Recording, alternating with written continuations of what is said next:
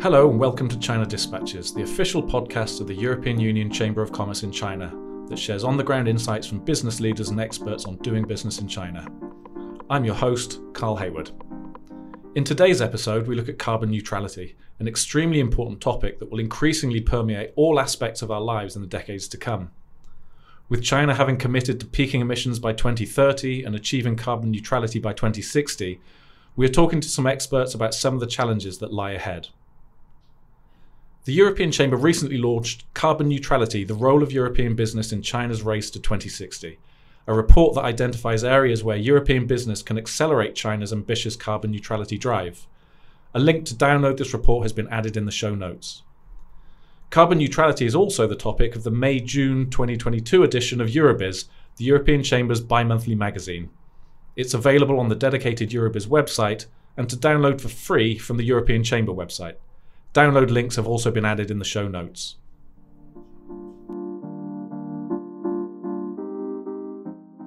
I'd like to welcome our guest speakers today.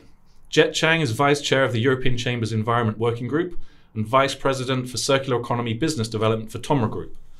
Dr. Bradley Morrison is Senior Vice President, Operations and Site Management Greater China for BASF. And Lin Cui is Sustainability and Environment National Representative for Airbus. Thanks very much to all of you for joining us. To kick off the discussion, it'd be good to get a general idea from each of you about the significance of decarbonisation for your company. So Jet, if you could start, what are the key drivers for your company to decarbonise its operations? This is very much linked to our business, actually. We want to lead the resource revolution. We want to become a fully circular business. So in a way, decarbonization is a core part of a sustainability strategy.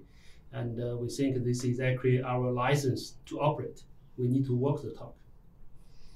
And Brad, how about you? Thanks, Carl. Well, I think climate change is really what's driving our decarbonisation. We believe this is one of the most significant challenges of our time. And trying to solve this crisis, I think, is important both for the public and also for the private sector. So we've started this journey or sustainability journey probably back from about 1994. And we think that, it's really moved through various phases, but it's very clear that climate change is now the number one topic. And of course, business is going to play a big role in this, and BASF's a chemical company, and a lot of the materials that we use will be essential to solving the challenge. So we think we have a big role to play in it. As Jet mentioned, it's also going to be good for our business if we want to help bring this transformation. So you can't have electric cars without having batteries, and for the batteries you need very special materials. So we can bring innovation in this area. Energy efficient buildings, you need insulation. Wind turbines, you need special materials to build them bigger and more efficient. So solar panels, all of these areas, we have, as a chemical company or a materials company, a big role to play. So it's very important to us. Our goals are aligned with what we see happening in Europe and around the world. We aim to be net zero by 2050 and bringing a lot of innovation to help achieve this, both for us and for society. Thanks very much. And finally, Lin, how about in the aerospace and aviation industry? What are the main drivers for decarbonisation there?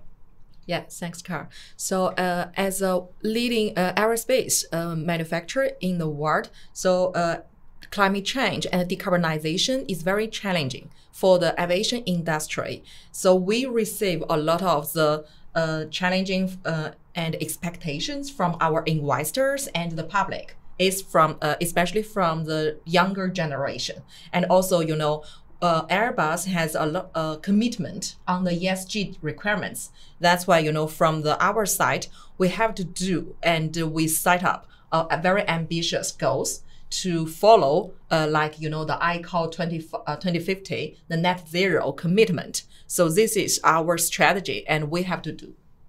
So generally what it seems is from the answers all of you have just given is this is something that's kind of embedded in your company culture already. So whereas China's given this commitment to become carbon neutral by 2060, this is clearly something that was on the agenda for all of you before this took place with Xi's speech back in 2020. We did the report recently on carbon neutrality, and we were asking our member companies to tell us some of the main challenges that they face in order to decarbonize their operations. And one of the main issues was that the fact that many struggled to find access to sufficient green energy sources. I'm just wondering for all of you again, if you could just tell us how big a role does access to green energy play for your operations in China? Lin, if we could start with you. Yeah, okay. So actually the green energy is very key for our decarbonization operation in China. I can say it can contribute around more than 90% our CO2 emission reduction. So this is very important for our scope 1 and scope 2 reduction. So we are very eager to get the green energy access in China. Thanks very much. Just by the way, for listeners, any of the terms that we're using today, such as scope 1, scope 2, carbon neutrality, we'll have something in the speaker notes to explain what these terms actually mean. Jet, how about you? How big a role does access to green energy play for your operations? It also plays a very significant role. In our business, we actually want to improve the resource productivity. That's actually contribute to part of the decarbonization work. And we believe the other part actually comes from the renewable energy part. So it is very important. Actually, we have made our own ambition that we want to procure as much as possible renewable electricity for our production and operation. And finally, Bradley. Yeah, renewable energy is absolutely critical, particularly electricity, as we think that's the most efficient and best way to achieve what we want to do. We use roughly, say, 40 to 50% of our electricity now, of our power energy comes from electricity. So we have to replace that. And then, of course, we have to bite into the other 50, 60% of our energy use, which is usually things like steam. And we have to start electrifying everything. So we have to convert a lot of processes which have previously run by direct burning of fossil fuels and convert those over to electrical processes. So we need a lot of electrical renewable energy, and we will need even more in the future. We're just going to stay with you, actually, Bradley, on this topic, because one of the things that I discussed with you when we were putting our report together was one of the ways in which your company accesses green energy through something called a direct power purchase agreement. Could you explain a little bit about how they work, what the advantages of these kind of arrangements are, and how also did China's state grid view this concept previously?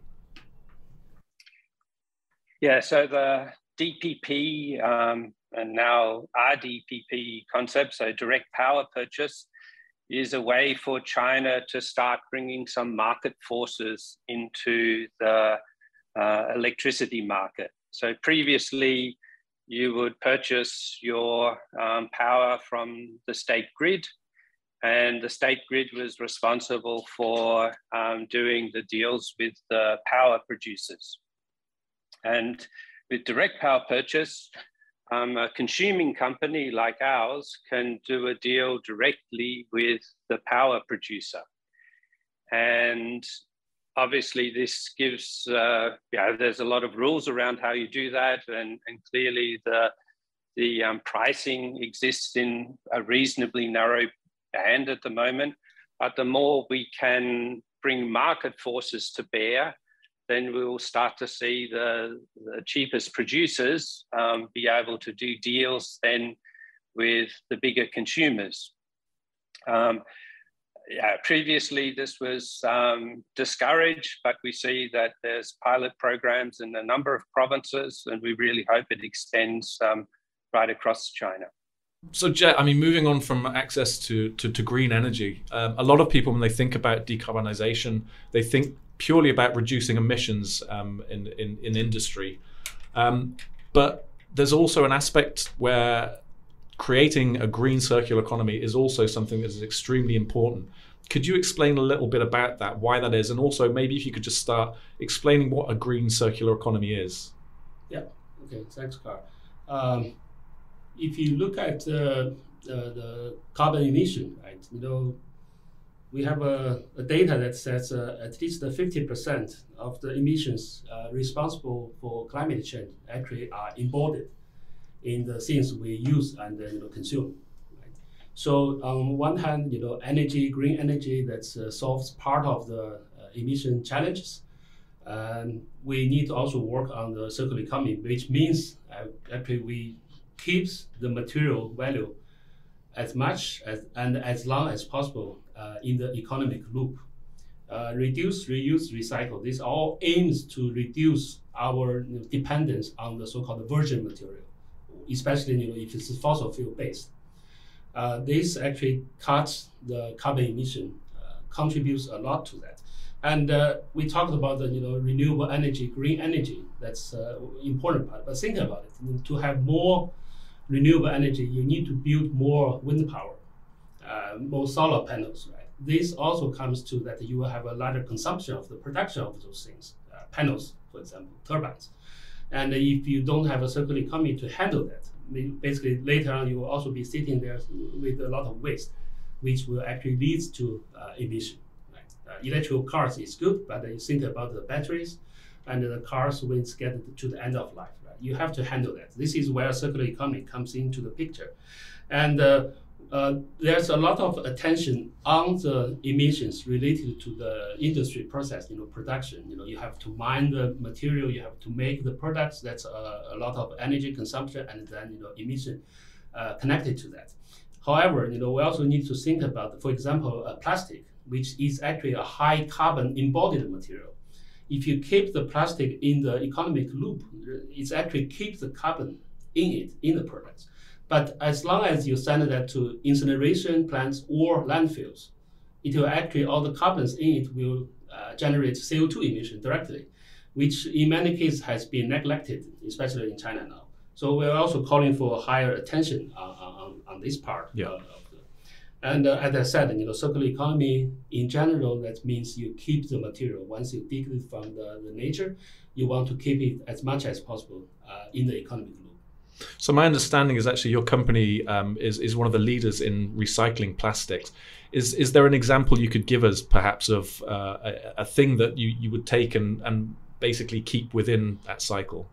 There are actually many examples. I think the most obvious example is PET plastic bottles, for beverage containers. Right? People kind of think it as you buy a bottle of water or whatever drinks, and you always think this container is a single use. Right? After the first use, it's being became waste. But however, we work on globally in many countries where if they have a deposit return system where the used bottles will be collected through a so-called clean loops recycling. So it's being collected as used bottles, and it can be sent to a process to remake that into very clean granulates, which can be made into making new bottles again. So we call it like a bottle-to-bottle closed loop recycling. This, you can actually, in theory, you can actually loop it up to 50 times. In practice, we see it's up to 11, 13 times in different countries. Yeah. Think about how much, virgin material you can reduce the consumption in this if you keep the loops as much as possible. Yeah. Yeah. Thanks very much. So Lin, I was a bit surprised. I was reading about the amount of emissions that come from the aviation industry and found that reports were around about 2.5% of overall global emissions, which I actually thought it would account for an awful lot more. So given that the proportion is actually relatively small, why is it so important for the aviation and aerospace industry to decarbonize? Yeah, so this is a very good question because we already been challenged and asked internally and externally why Airbus as a leader are so ambitious for the decarbonization. Although, as you said, only 2.5% for the CO2 emissions. So actually, as I said at the beginning, Airbus as a leader in the aerospace, we pioneer for the sustainable aerospace in a united and safe world. So decarbonization and sustainability is one of our key priority for the whole company to contribute to the whole world for a cleaner. So far the 2.5% seems very small or limited. However, when you consider about that, comparing to the other industries, decarbonization plan, they already have very mature technologies and a clear agenda and roadmap to reduce their CO2 emission.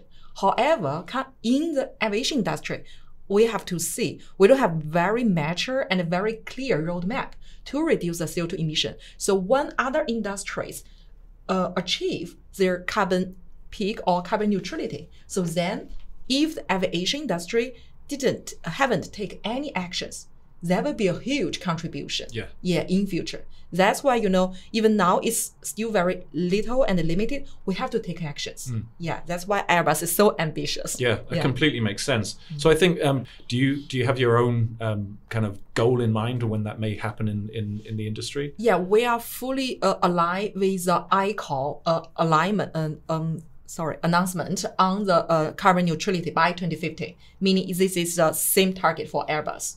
Okay. Yeah. And also, for our scope 1 and 2, we are making an ambitious goal now. So we are going to achieve our carbon neutrality of scope 1 and scope 2 by 2030, which is already announced in the first quarter of this year. So you go it hard now in the areas where you really can, and then hopefully the transition to net zero will be a little bit easier. Exactly. Later. Okay. Yeah.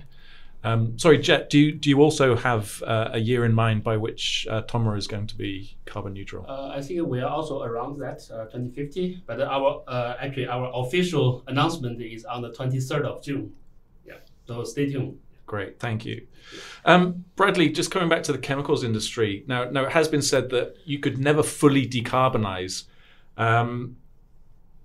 So what can the industry do to achieve net zero? Is it a case of adopting offsetting mechanisms? And if so, what are some of those that you may be looking at now or in the future? Chemistry is really about transforming carbon. It's the backbone of most of the polymers that we sell. Many of the other interesting molecules are based on carbon. So we don't want to really talk about decarbonization because we want to use carbon. But of course, we want to avoid CO2 emissions. And, we shouldn't forget a lot of other greenhouse gases, some of which have, much higher warming potential even than CO2. Yep. So I would also say that, we see a lot of potential. I think just as Lin was talking about reducing our CO2 emissions very quickly without really focusing on offsetting mechanisms right now. So we have, a whole program. We already mentioned the grey to green electricity. This can take care of quite a substantial portion of our CO2 emissions. We have a lot of ideas around using waste steam, waste energy, so power to steam, creating steam in other ways, which can also help power our operations. If you look at our history, the amount of what we would call operational excellence that we've done has already reduced our CO2 emissions substantially. So somewhere in the range of 45 to 50% reduction since 1990 to 2018. So this has been very successful. We see a big opportunity for bio-based feedstocks. So where you get your carbon from helps a lot. This always brings the topic of being competitive with the food chains and things like that. But definitely that will also have a place. But I think for me, the most exciting part is then the new technologies. So often when we do the reactions, you are producing CO2. So sometimes we have to capture that. Sometimes we can even transform that CO2 into other molecules. So we have a whole program around using CO2 as a raw material. So we see a lot of processes where that's possible. You can produce with methane and CO2, you can make syngas, you can make methanol, a lot of very basic chemicals. So these sorts of programs are really starting to gain traction. We're designing a lot of catalysts to help this process. So I'm very optimistic that without really thinking too much about offsets, we're going to make quite big inroads and hopefully quite quickly. I would agree that at some stage there will be some residual left. Whether we make that up by utilizing the CO2 in the reactions or we have to think about other offsets, I think we'll look at that closer to 2050. Yeah. So would you say, I mean, the idea of kind of reutilizing some of these emissions is kind of like a chemical circular economy, if you like? That's not a bad way of putting it, yes. Jet, some of the challenges about recycling in China is largely to do with poor institutional structure at the moment. Could you explain what some of those challenges are? And also, given that that is taking place, what are some of the things that companies can do in the meantime to ensure that they are effectively recycling themselves?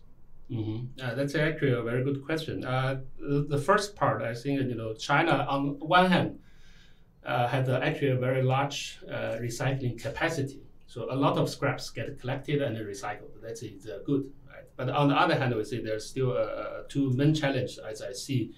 The first, I say, when we're talking about recycling, it's kind of a terminology being misused many times. I think it's also reflected in the report to some extent. That, many times if you go to a city, if you visit the so-called circular economy industrial park, what you see in the park is actually a waste incineration plant sitting there. Sometimes only just that plant. So how do you define it as circular? If you burn things, you lost the material value, you recover some energy from it, but there's nothing circular anymore, right? But we see in many government documents that recycling has been quite widely used to also include incineration or energy recovery, which we see that is a big flaw and need to be improved. We hope in the process the government is working on now is to have the amendment on the circular economy promotion law. I think this can be more clarified and better defined what is recycling. Then the second part I want to actually mention is a lot of plastic actually get collected for recycling in China.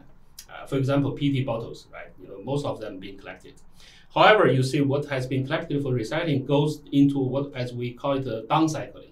So it means PET bottle food grade was then reproduced into short fibers like a carpet, which can probably be used once again, and then it becomes waste again, and then it has to be either landfilled or incinerated. So that's not as we always aim for a so-called closed loop recycling. That means you can closed loop recycle them many times. Yeah. So this has to be improved. We see that PET bottles, for example, in Europe, in US now, even in Thailand, they start to talk about allow recycled PET in good quality can be reused back in food contact into the bottle production again. But in China, we still don't allow that, which is a big shame. How hopeful are you about the legislation coming through? And do you think there's a timeline for this? Is the working group kind of eyeing this and hoping this is going to be soon, or something a little bit further off? The government start to realize that's a problem, and they start to work on different working groups and different projects start to look into this now. I hope this can be addressed within a short period of time. We cannot estimate how fast the government can work, but we hope as fast as possible because this is a big trend already there. Then come to your second question, as a company, what you can do. I think taking Tomra, for example, we are improving our product design, our own products, right? We want to make it to use as much as possible sustainable material. We want to design the product to be easier for recycling, so better circularity of your own products. That's the part I think most of the companies, they can start to address this by yourself. Yeah. Right? And of course, you want to work with the the whole value circle to improve, for example, the collection of the waste. If this get to the end of the life of your products, who can collect it, send that to recycling facility? Since that is an ecosystem that you need to build up with your partners. Yeah. So just to follow up on that, I mean, taking the institutional approach aside, another challenge is raising public awareness. What do you think is the best way to go about this? And do you think there's anything that China could learn from the European experience? Yes, actually, a lot you can take in European experience for reference. At least, I think one thing European government, the Commission has been very clear. They have a slogan called "Empower the consumer." Right? The consumer need to be educated. They need to have the awareness.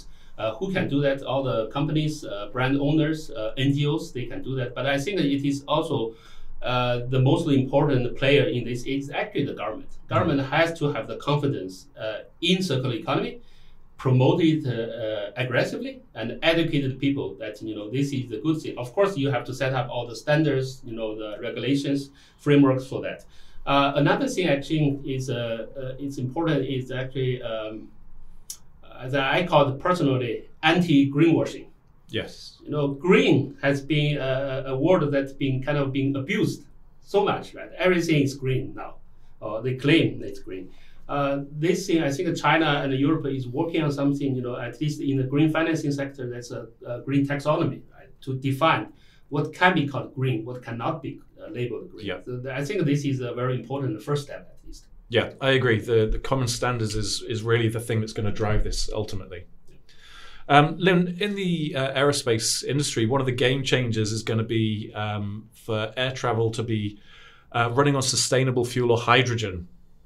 What are the main challenges associated with the development of sustainable air travel, and how big a part does cost play in this?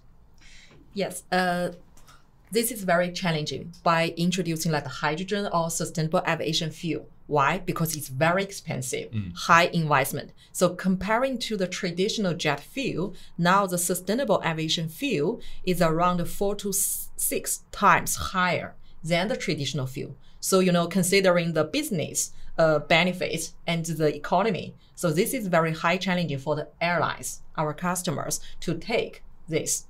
So that's why, however, when we going back to see the energy consumption for the aviation industry, actually the fuel can account for around 95% of the energy consumption. So this is high. That's why, now the aviation industry, they have some agreement. The sustainable aviation fuel is one of most competitive and mature technology to decarbonizing the aviation industry in short and mid-term before we introduce the hydrogen aircraft into the market.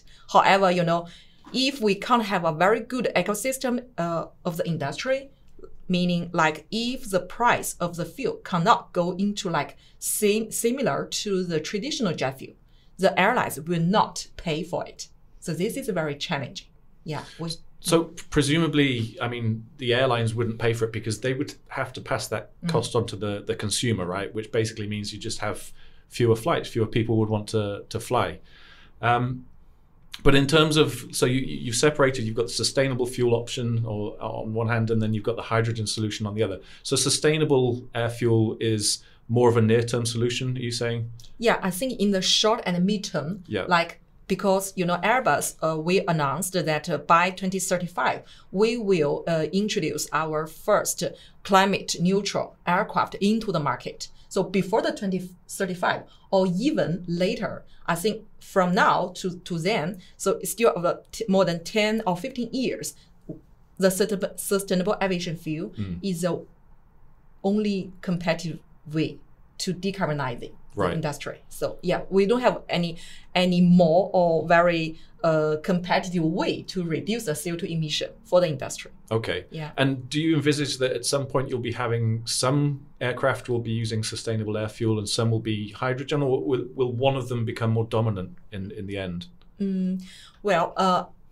up to now, actually, there are already more than 400,000 commercial flights using the sustainable aviation fuel. But due to the high investment and expense, so not very competitive now. Yeah. However, when you say, okay, but actually the hydrogen aircraft, we can say it's a real net zero aircraft to the industry. So for the aviation industry, if finally we wanted to achieve the real net zero emission, I think the hydrogen will be the best option. Ultimately. Yeah, ultimately. But then that also means that hydrogen needs to be produced sustainably as well. Exactly. Yeah. Do you have any idea in mind when we would have a global fleet of sustainable aircraft flying? What would your best guess be? Okay, so now we still keep our plan by 2035. Yeah. Yes. Mm-hmm. So that's just for Airbus, though, right? For Airbus. Okay. We can't speak for anybody else. So just to conclude, it would be good to get, again, your input from all three of you on the same questions. My first one is, what do you think is China's most significant barrier to achieving carbon neutrality by 2060? Brad, if we could start with you first. Yeah, thanks, Carl. I think clearly the energy challenge is going to be the most difficult barrier for China. I think actually for the rest of the world as well. And of course, in China, you have some quite specific constraints there in that, the way the government focuses on energy security. So there's still a high emphasis on coal. And to remove that will be very difficult. And what we would see in China is that most of the renewable energy generation possibility exists in the west of China. Yeah. Also where a lot of the coal is, of course. But you have to then transport the electrons into places like Shanghai, which can never possibly be self-sufficient in renewable energy. So we have to make sure that the infrastructure is there to support that. So we were one of the first people to do a cross-provincial purchase of electricity. So we have a deal with a producer in Ningxia, and this electricity would be provided to Shanghai. But there's limits to how much electricity can be bought into Shanghai. So all of those problems with the grid, et cetera, have to be fixed. On top of that, of course, we need a lot of breakthrough technologies. So this is for the chemical industry accounts for about 6% of CO2 emissions globally, perhaps a little bit more in China. And of course, we will invent electrical steam furnaces and things like that. But then we have to invest in them. And I think just as Lin mentioned, this will be quite expensive. Yeah. If you look at the number of steam crackers that are in China, and if you think about replacing them or retrofitting them, this will cost a lot of money. So there's significant investment barriers as well as ensuring we have the electricity grid and the green energy to support it. Thanks, Brad. Jet, what do you see as China's biggest challenge to 2060? I think as we mentioned before, the energy part is already very challenging, but we still on top of that, there's many studies showing that renewable energy or clean energy can only contribute to around 55, maybe 60% of the emission reduction. The other 40-45 comes from either circular economy or reducing of the food waste. Yeah. These also need to be addressed. So what I say in China is there's still too much efforts or focus on the energy part, and too less focus on circular economy and the food waste reduction. And Lin, how do you see it? Yeah, I think as both of them said that actually China, the most barrier for the carbon neutrality, is due the energy source. So we can see, the China still the economy still growing. So and now the most of the energy consumption for the economy is still from the coal. So this is a highly dependent coal. Yeah. And we can see even China now pay a lot of the efforts on the renewable energy development, but still is very limited. Yeah. So I think in the coming 10 or 20 years, the energy source transformation is very important and very challenging. So speaking on behalf of your respective industries, what gives you the most hope? Again, start with you, Bradley. Yeah, so I think for me, what gives me a lot of hope is our employees and how they embrace this challenge that we have. We require that the chemical industry and BASF, we have to invent a lot of new ways of doing things. We have to put in place a lot of the preconditions that we can really use renewable energy in the future. And everybody's very enthusiastic about it. So I think that gives me a lot of hope. I enjoy learning about the new technologies that people are bringing, the ideas to use CO2 as a raw material. If we can make all of these things work, then this is a very bright future. So I'm actually very hopeful. And I think that when you see how quickly we've already been able to reduce our CO2 emissions from the electricity grid in China, then I'm particularly hopeful that we can do this in China. Great. Jet, what gives you the most hope? From my personal perspective, I think, this is, there are not so many times, the Chinese government set a kind of long-term objective, and they start to work on the roadmap, how to achieve that. I think for carbon neutrality, this is the case, right? So there's a lot of hope that, this puts resource into this research and studies, trying to work out a good roadmap to lead to carbon neutrality by 2060. Of course, there's a lot of things you need to work on it, but I think once you get started, that definitely is a hope that China could achieve the target eventually. So the momentum will take them there. Yes. And Lin? Yes, so when China first time announced their carbon peak and neutrality pledge in 2020, we feel very excited and positively. And then we see from the 2020 by up to now, Chinese government do take a lot of the actions, and from the central side or regional side, to take actions to reduce the CO2 emissions and consider about like the new technologies, the pathways to achieve it.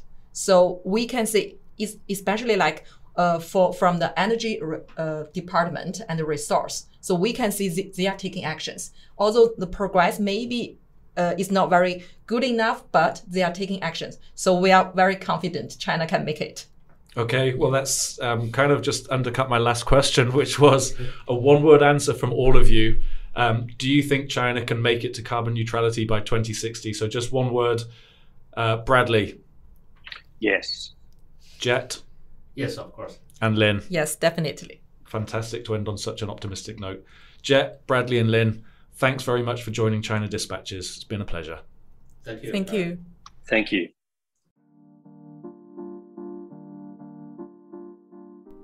That's all for today. Thanks to our guests Jet Chang, Dr. Bradley Morrison and Lin Cui. If you like our podcast, I'd encourage you to share it on social media. I'd also like to thank my colleague Gao Rei for production and all the hard work behind the scenes. I'm Carl Hayward for China Dispatches. Thanks for listening.